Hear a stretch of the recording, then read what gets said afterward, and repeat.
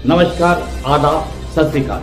News IBN 2020 में आपका स्वागत है। सच कभी छुपता नहीं, IBN कभी रुकता नहीं। मैं सरवर खान सरीवाला आपको दिन भर की खबरों से रूबरू। जो अभी चाहे वेयर हाउस है वहाँ पे हम पूरी हमारी कोशिश रहेगी, कृषि विभाग, राजस्व विभाग, अन्य लोग संबंधित विभाग है कि वहाँ पे व्यवस्थाएं सुचारू रूप से चलती रहे, वहाँ किसी को कोई दिक्कत ना आए, कोई समस्या ना आए। और जो आपकी मांग इस केंद्र को लेकर है उसको हम पुनः वरिष्ठ कार्यालय और शासन तक पहुँचाएंगे। देवास, मध्य प्रदेश। लोकेशन देवास। रिपोर्टर अनिल उपाध्याय। नीमखेड़ा में मूंग खरीदी केंद्र की मांग, किसानों का अनूठा अर्धनग्न प्रदर्शन और चक्का जाम। एंकर देवास जिले की कन्नौज तहसील के नीमखेड़ा में मूंग खरीदी केंद्र की मांग को लेकर किसान 4 दिनों से भूख हड़ताल पर बैठे हैं। शनिवार को किसानों ने अर्धनग्न होकर घुटनों के बल चलकर अनूठा प्रदर्शन किया और फिर बैलगाड़ी ट्रैक्टर से कन्नौज सवास मार्ग पर 1 घंटे का चक्का जाम किया। किसानों की मांग है कि गादिया, नीमखेड़ा या थारपा संस्था में खरीदी केंद्र बनाया जाए। उनका कहना है कि क्षेत्र सूचित है और 20 गाँव इससे प्रभावित हैं। SDO आदित्य तिवारी और तहसीलदार अंजलि गुप्ता ने मौके पर पहुंचकर किसानों से बात की। किसानों ने मंगलवार तक का समय देते हुए चक्का जाम खत्म किया, लेकिन भूख हड़ताल और धरना जारी रहेगा। बुधवार से फिर आंदोलन की चेतावनी दी गई है। तहसीलदार का बयान, किसानों की मांग वरिष्ठ अधिकारियों को भेजी गई है, शासन विचार कर रहा है।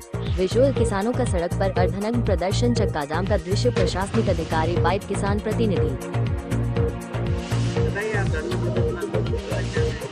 हम अगले 3 दिन से भूख हड़ताल पे बैठे हैं भारतीय किसान यूनियन के बैनर तले, और शासन प्रशासन को 1 महीना पहले अवगत करा चुके हैं कि हमारा केंद्र नजदीक होना चाहिए, और ये शासन का नियम भी। और शासन भी यहाँ कहते हैं, कृषि मंत्री हमारे जो केंद्र में है शिवराज जी कहते हैं कि किसानों को परेशानी नहीं हो, उसकी उपज केंद्र कने खोले जाए। लेकिन कन्नौज तहसील में क्या मालूम ये नियम कानून लागू नहीं हो रहे हैं। यहाँ के किसान लगातार मांग कर रहे हैं कि हमारा नजदीक केंद्र होना चाहिए, लेकिन केंद्र न खोला जा रहा है। वो कारण हम पूछ रहे हैं कि हम किसानों का, हमारे किसानों की तरफ पॉलिसी बनाई जाती है कि व्यापारियों को देखकर पॉलिसी बनाई जाती है, यही हमारा पूछना है।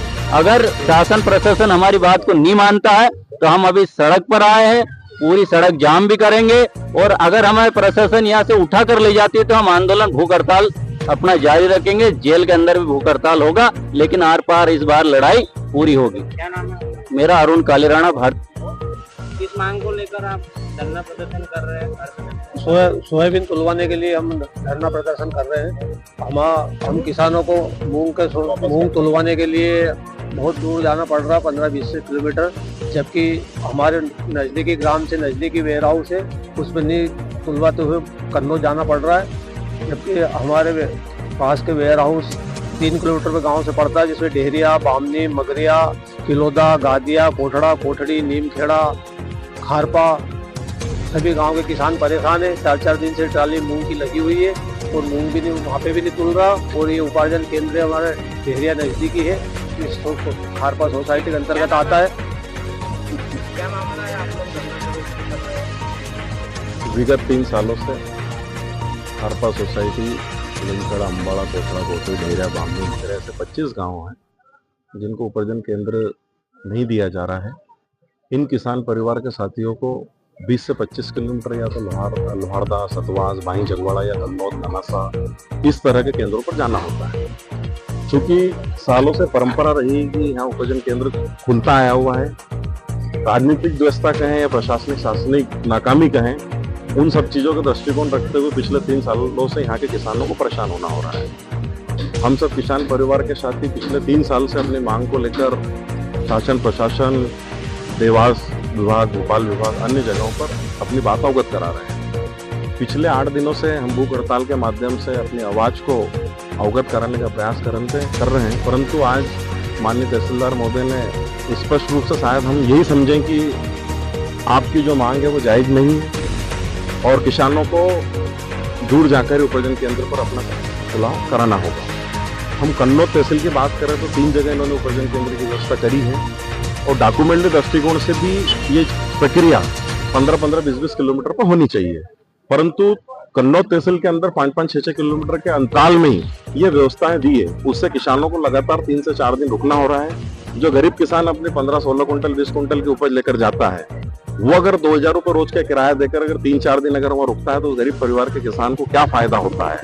पहले ही खेती में किस तरह के मुनाफे की व्यवस्था हो रही है और क्या फायदा हो रहा है, आप अच्छे तरीके से जानते हैं शासन प्रशासन में बैठे लोग। हम लोग लगातार इस माध्यम से शांतिपूर्ण तरीके से अपनी बात को रख रहे हैं, परंतु आज जिस तरह से वे हमें तहसीलदार मैडम द्वारा बताया गया कि आपकी मांग कहीं न कहीं उनका सीधा सा कहना था कि जायज नहीं है और आप कृपया अपना आंदोलन खत्म करें। मजबूरन हमें इस उग्र रूप पर आना पड़ा। हम सरकार का ध्यान आकर्षण करना चाहते हैं, अपनी बात सरकार तक पहुंचाना चाहते हैं और हमारे किसान परिवार के साथी, किसान संगठन के साथी भी कुछ देर में पहुंचने वाले हैं। हम आगे की तैयारी को लेकर डिसीजन लेंगे और अब किसान जाग चुका है। अब किसान इस लड़ाई को आखिरी उस दम तक लड़ेगा जिस दम तक दिल्ली से भोपाल तक कूच हुई थी।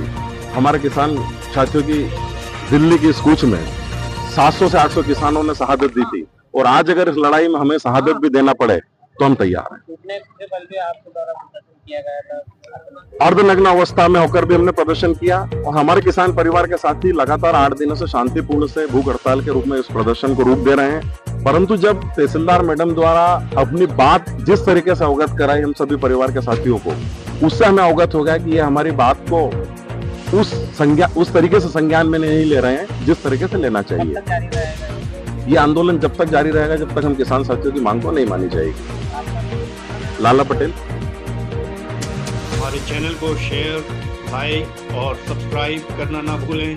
बेल आइकन दबाएं, हमारे चैनल को सब्सक्राइब करें और लाइक करें।